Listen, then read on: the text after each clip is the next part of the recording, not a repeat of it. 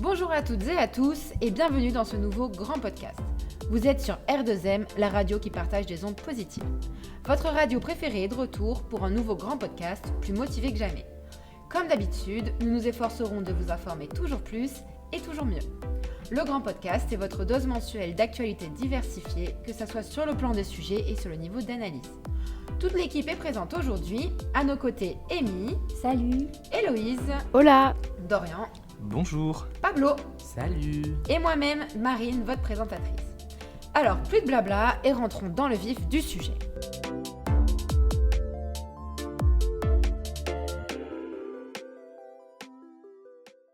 Commençons avec l'actualité internationale.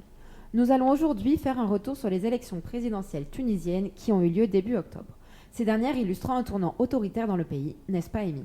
Exactement. Et d'ailleurs, un événement récent entre la France et la Tunisie le montre bien. Le 19 octobre dernier, un jeune doctorant français de 26 ans, Victor Dupont, a été arrêté à Tunis et déféré devant un tribunal militaire pour être jugé. En fait, il effectuait des recherches sur la révolution de 2011, un soulèvement qui avait à l'époque mis fin au régime très autoritaire de Ben Ali et lancé le printemps arabe. C'est la première fois qu'un Français non binational est ainsi arrêté par les autorités tunisiennes. Mais cela reflète bien le virage liberticide qu'a pris la Tunisie depuis l'élection de son président actuel, Kaïs Saïed, en 2019. Un président qui s'est d'ailleurs octroyé les pleins pouvoirs en juillet 2021. Cette arrestation a eu lieu à peine 10 jours après les élections présidentielles tunisiennes du 7 octobre, lors desquelles Kaïs Saïed a été réélu avec un score impressionnant. Pour vous donner une idée, en mars 2024, Vladimir Poutine a été réélu avec 88% des voix, et Kaïs Saïed, lui, a fait encore mieux avec 90,7% des suffrages. Mais qu'en est-il de la participation des électeurs ? Eh bien, seulement 28,8% des électeurs se sont déplacés. C'est un taux de participation extrêmement bas par rapport aux élections précédentes en Tunisie. Ce faible taux et le déroulement de la campagne ont suscité beaucoup de critiques, notamment d'ONG, sur la légalité et la transparence de cette élection. Et dans quel climat politique cette élection s'est-elle tenue ? Eh bien, le contexte en Tunisie est marqué par une répression générale des voix des opposants. Au cours des 3 dernières années, on compte au moins une centaine de journalistes et de responsables politiques qui ont été emprisonnés. J'ai mentionné Victor Dupont, mais vous avez peut-être entendu parler de l'avocate Sonia Damani. Elle a été condamnée à 2 ans de prison en vertu d'un décret présidentiel de 2022 qui interdit la diffusion de fausses nouvelles. En fait, elle avait déclaré à la télévision lors d'un débat portant sur les migrants subsahariens que la Tunisie n'était pas un pays assez extraordinaire pour que des migrants veuillent s'y installer.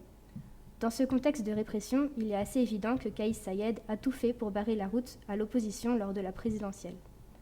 Un organisme qui a joué un rôle clé dans cette répression, c'est l'Instance supérieure indépendante pour les élections, ou ISI, créée après la révolution de 2011 pour remplacer le ministère de l'Intérieur dans la gestion des élections. L'ISI est responsable de la validation des candidatures à la présidentielle. Et comment l'ISI a-t-elle influencé les élections cette fois-ci ? Eh bien, pour cette élection, l'ISI a écarté plusieurs candidats pour finalement n'en laisser que 3. Kaïs Saïed, bien sûr, Zouhair Maghazoui, un ancien allié du président qui avait appuyé sa prise de pouvoir en 2021, et Ayachi Zamel, qui est leader d'un petit parti d'opposition. Ce qui est intéressant, c'est qu'ensuite, le tribunal administratif de Tunis a ordonné la réintégration de 3 autres candidats importants, dont un ancien ministre de Ben Ali. Or, l'ISI, qui est pourtant soumise aux décisions du tribunal par la loi, a tout simplement ignoré cette décision, et quelques jours avant le scrutin, le 27 septembre, le Parlement tunisien a même voté un projet de révision de la loi électorale pour retirer au tribunal administratif le pouvoir de statuer sur le déroulement des élections. Donc au final, il ne restait que 2 candidats contre Kaïs Saïed. Exactement, mais il y a eu un ultime rebondissement. À peine 5 jours avant l'élection, Ayachi Zamel a été condamné à 12 ans de prison pour falsification de parrainages électoraux. C'est des parrainages qui sont nécessaires pour se présenter. Et il a donc été éliminé de la course ? Eh bien, pas tout à fait. Il est resté candidat malgré tout et il a recueilli un peu plus de 7% des voix. Mais aujourd'hui, il a été de nouveau condamné pour un total de 20 ans de prison. Plusieurs ONG, forcément, ont dénoncé ce processus de sélection des candidats. Et selon Human Rights Watch, au moins 8 candidats potentiels ont été empêchés de se présenter, soit parce qu'ils ont été poursuivis en justice, certains ont été condamnés ou même emprisonnés. La victoire semblait donc assurée pour Kaïs Saïed, et cette évidence a peut-être démotivé les électeurs. Je rappelle qu'il n'y a eu que 28% de participation à l'élection. L'opposition tunisienne a aussi eu beaucoup de mal à s'organiser et a décidé de la marche à suivre pour l'élection, Et certains partis ont aussi appelé au boycott du scrutin. Et d'ailleurs, c'est une stratégie qui peut faire débat. J'aimerais bien peut-être avoir votre avis sur le sujet.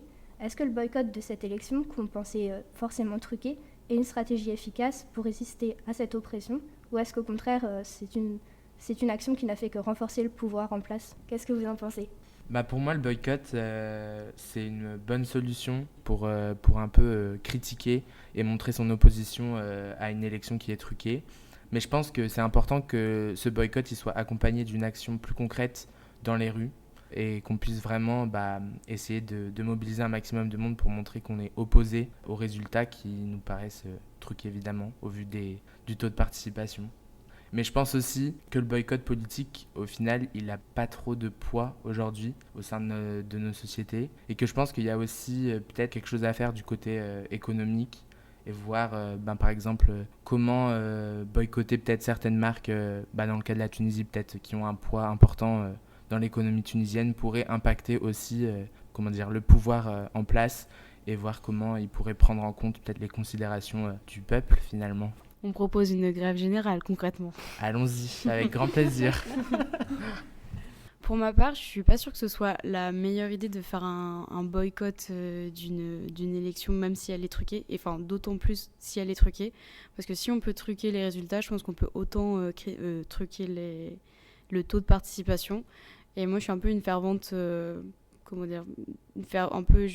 prône un peu la manifestation haute, donc pour moi, il faudrait même descendre dans les rues pour avoir une manifestation, enfin quelque chose de vraiment visible et de peut-être plus impactant et qui peut être repris dans la presse ou autre. Eh bien, merci pour ce débat. Pour conclure cette chronique, on peut dire que cette victoire de Kais Saied lui assure de nouveau au moins 5 ans au pouvoir et qu'on peut voir que la Tunisie semble s'éloigner malheureusement de plus en plus des acquis démocratiques de la révolution de 2011. En effet.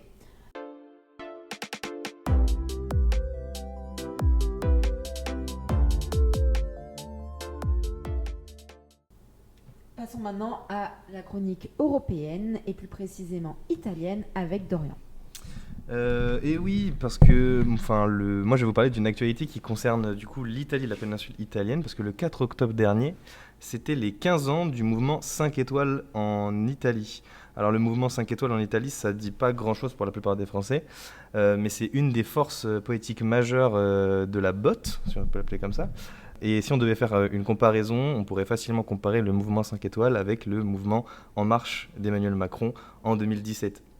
La comparaison, elle se fait surtout vis-à-vis de la volonté de changement qui entoure le mouvement, parce qu'initialement, le mouvement 5 étoiles, c'était il se voulait être une alternative aux partis traditionnels, en mettant en avant la participation directe des citoyens et en critiquant, par exemple, la corruption, qui était un thème récurrent en Italie. Et donc avec un programme qui s'articulait principalement autour de la transparence, de l'écologie et de la lutte contre l'austérité. Et quand est né ce mouvement ? Alors, le mouvement 5 étoiles a été fondé en 2009 par l'humoriste Beppe Grillo et le blogueur Gianroberto Casaleggio. Au départ, c'est un mouvement de protestation contre la corruption politique, du coup, et le dysfonctionnement du système politique traditionnel, comme je le disais plus tôt. Mais au début des années 2010, le mouvement 5 étoiles a rapidement gagné en popularité grâce à son utilisation notamment innovante d'Internet pour mobiliser les citoyens. Très bel accent, Dorian. Merci beaucoup. Et alors pourquoi ce mouvement est-il aussi important en Italie ? Alors comme je l'ai dit au début de cette chronique, en 2024, le parti fête ses 15 ans. Et quand on parle des 15 ans du Movimento 5 Stelle, il faut aussi parler de son âge d'or. Ce dernier commence en 2018, après les élections législatives du coup de 2018 et la constitution d'un nouveau gouvernement autour du mouvement 5 étoiles.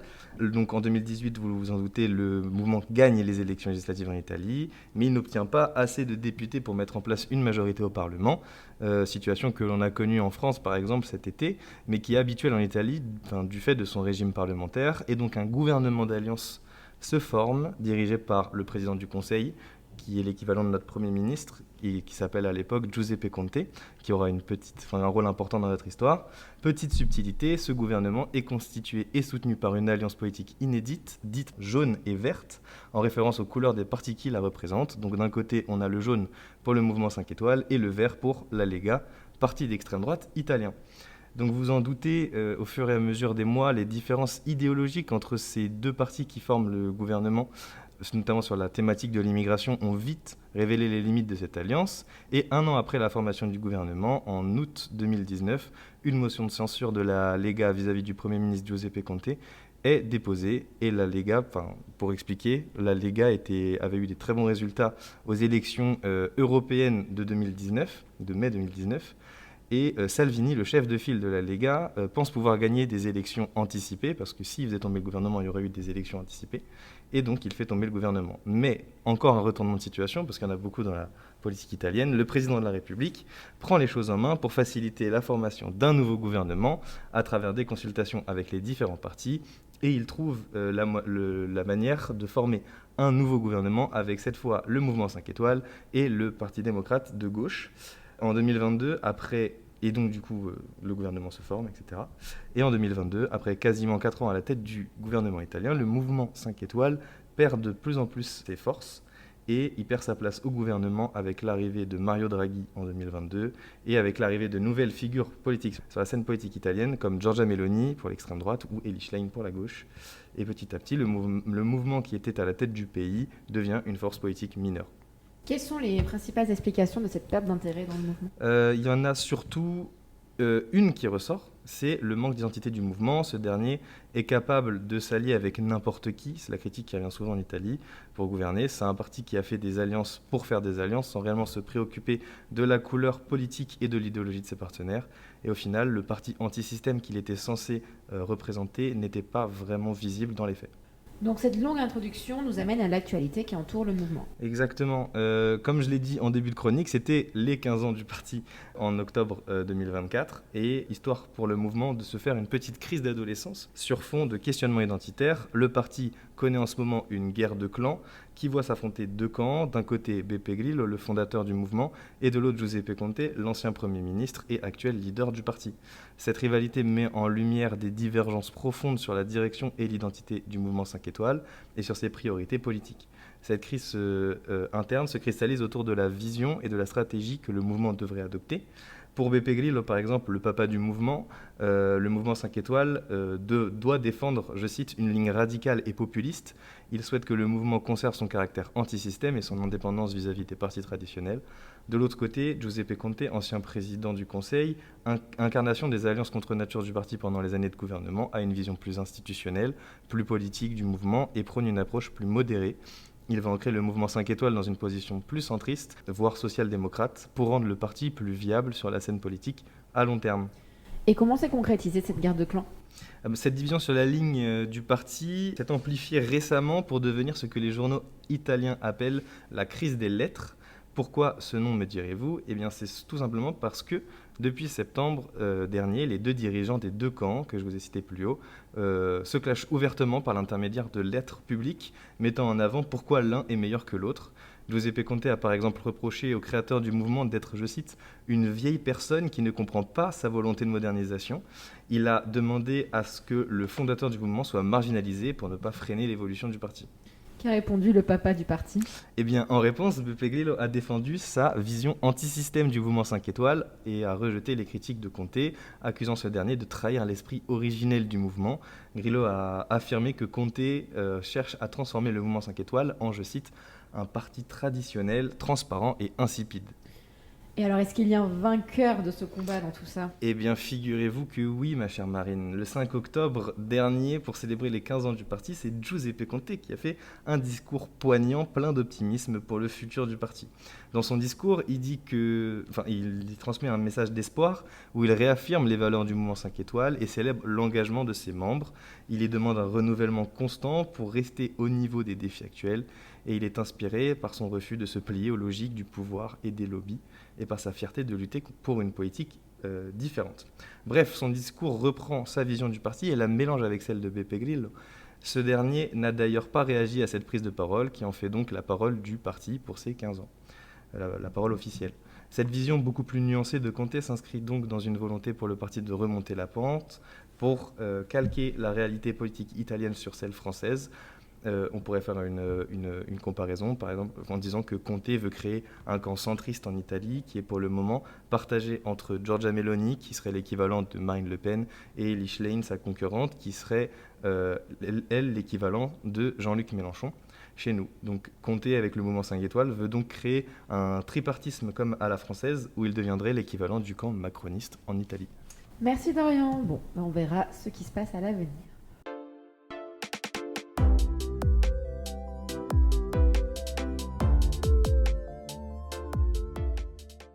On va maintenant passer au niveau national et on retrouve Héloïse pour aborder un sujet brûlant d'actualité, la gratuité de l'entrée dans les églises.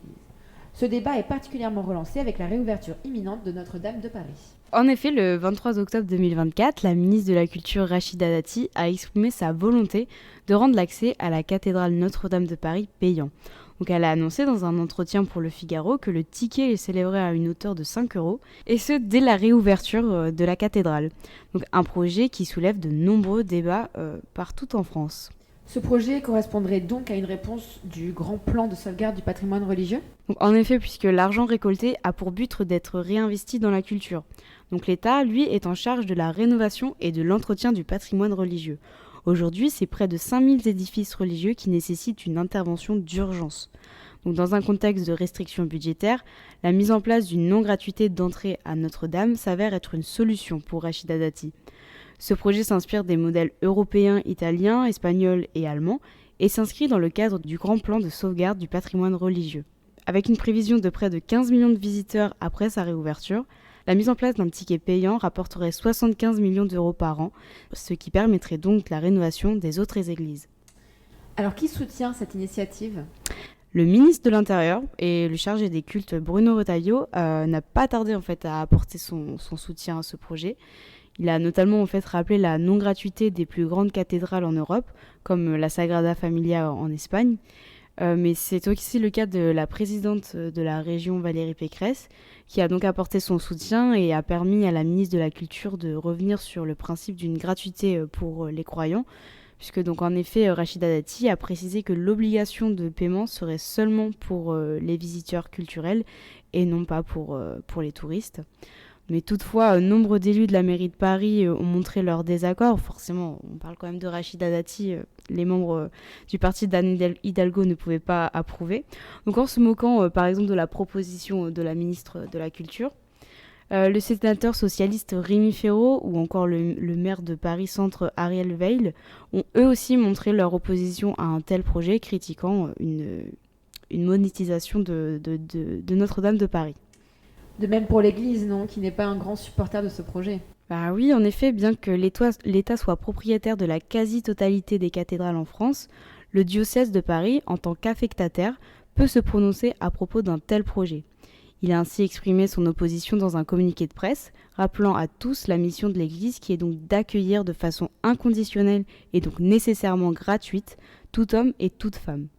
Une proposition similaire de rendre payant l'accès aux églises avait déjà été refusée à Stéphane Bern en 2017 lors de la conférence des églises de France. Donc de plus, le diocèse rappelle sa volonté de ne pas distinguer pèlerins et touristes afin de préserver l'objectif premier de la rencontre avec le divin. Donc il souligne également la contribution déjà effective de certains visiteurs à la reconstruction de la cathédrale lors d'appels aux dons quand elle avait pris feu. Et alors, est-ce que ce projet est légalement faisable ? Eh bien, en effet, au-delà des intentions et des déclarations de chacun, la législation met ce projet en contradiction. Donc, en effet, l'article 17 de la loi de 1905 sur la séparation de l'Église et de l'État dispose que la visite des édifices et l'exposition des objets mobiliers classés seront publics. Elles ne pourront donner lieu à aucune taxe ni redevance. Donc, c'est-à-dire qu'il est impossible de faire payer l'entrée dans la cathédrale. Et si cela devait s'avérer devenir possible, il faudrait donc passer par le Parlement, qu'il y ait un vote pour changer cette loi, et ce qui paraît aujourd'hui très peu probable. Merci beaucoup Héloïse pour cette chronique.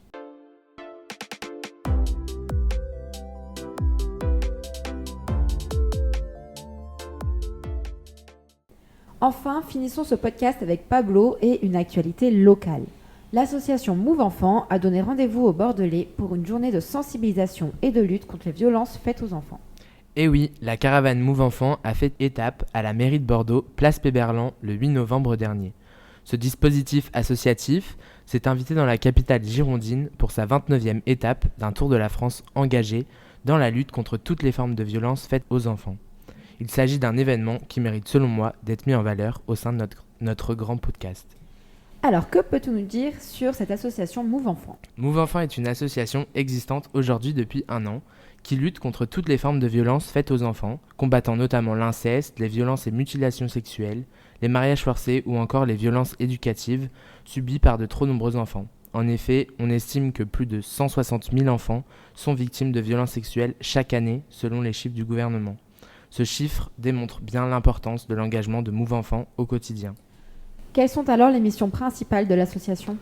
Eh bien, les membres de l'association ont 3 missions principales pour faire avancer leur combat.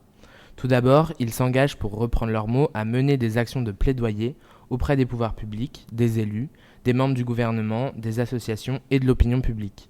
Ils s'engagent également à soutenir les victimes de violences durant leur enfance et à mettre en place des actions de prévention des risques de violences faites aux enfants. Et alors, pourquoi se déplace-t-il en caravane ? Eh bien, c'est dans une démarche militante que l'association organise sa caravane Move Enfant, traversant de nombreux territoires. L'objectif de cette caravane, c'est de sensibiliser un large public sur les questions relatives à la pédocriminalité et de débattre ensemble des solutions et mesures envisageables dans la lutte contre les violences faites aux enfants. La caravane Move Enfant compte traverser près de 33 territoires afin de recueillir un maximum de préconisations des actrices et acteurs locaux qui seront par la suite adressés au président de la République pour permettre de placer le sujet de la lutte contre les violences pédocriminelles au cœur du débat public et politique. Alors, est-ce que tu peux nous raconter un peu comment s'est déroulée cette journée de sensibilisation ? Alors, le programme de l'événement est organisé en différents temps de partage d'idées et de témoignages entre 9h et 17h. La matinée était consacrée à la mise en place d'un débat inversé autour de thématiques centrales dans la lutte contre les violences pédocriminelles. La forme du débat était, selon l'association, particulièrement innovante. C'est un parti pris de l'asso qui a souhaité faire de cet espace d'échange un lieu où tous les participants sont considérés comme des experts et où le partage d'expériences personnelles est entendu. L'après-midi était, elle, consacrée à des ateliers d'auto-réflexion basés sur 3 axes principaux. Le premier, comment prévenir les violences faites aux enfants, comment les protéger et enfin, comment participer à leur réparation. Cet atelier était l'occasion pour les participants de réfléchir collectivement aux solutions nécessaires pour réagir au mieux face à ces violences, et ce plus particulièrement au niveau de la ville de Bordeaux. Enfin, la journée s'est terminée par la projection du court-métrage Moi aussi de Judith Godrèche, suivi d'un débat public en sa présence. Ce court-métrage avait particulièrement marqué les esprits lors du Festival de Cannes, lors de sa diffusion en mai 2024 dans la catégorie Un certain regard. Lors de sa montée des marches, Judith Godrèche, accompagnée des témoins de violences sexuelles, avait mis en lumière l'omerta du monde du cinéma sur la question des violences sexuelles. Par un geste symbolique, elle a marqué les esprits, soulignant l'impossibilité pour les femmes de s'exprimer et d'être entendues dans ce milieu. Son action a ainsi rappelé les obstacles auxquels les victimes sont confrontées lorsqu'elles cherchent à dénoncer de tels abus. L'événement était aussi organisé conjointement avec la ville de Bordeaux, montrant l'engagement de la ville et de son maire Pierre Urmic de lutter face à tout type de violence faite aux enfants. Donc cette journée d'action locale, elle s'inscrit plus dans un débat plus large au niveau national. Tout à fait. Si l'événement a, comme on a pu le voir, une résonance au niveau de la ville de Bordeaux, il répond aussi à une volonté des associations comme Move Enfant et d'une partie de la classe politique de placer ce type de violence dans le débat public au niveau national. C'est pour cette raison que l'événement est animé toute la journée par Arnaud Gallet, cofondateur de l'asso et ancien membre de la commission indépendante sur l'inceste et les violences sexuelles. Cette commission indépendante joue un rôle important dans l'élaboration des mesures par les institutions de droit commun de prévention des violences, de protection et de prise en charge des victimes, enfants ou à l'âge adulte. Les recommandations recueillies lors de cette caravane de Move Enfant, dont celle des habitants de la ville de Bordeaux, permettront sûrement à cette commission d'améliorer la prévention et la prise en charge des enfants victimes de violences sexuelles au niveau national. Merci Pablo. Nous vous invitons donc à consulter le site internet de Move Enfant où vous pouvez retrouver toutes les informations nécessaires pour suivre leur action et la suite du tour de leur caravane. Par ailleurs, nous ne pouvons que vous convier à regarder le court-métrage de Judith Godrèche, anciennement disponible sur France TV.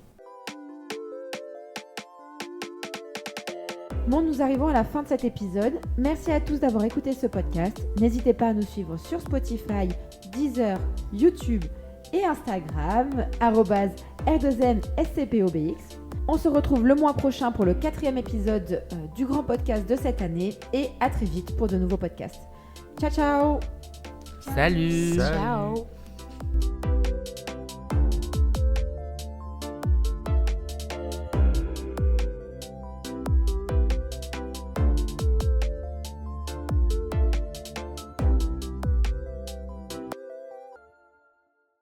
R2M, partageons des ondes positives.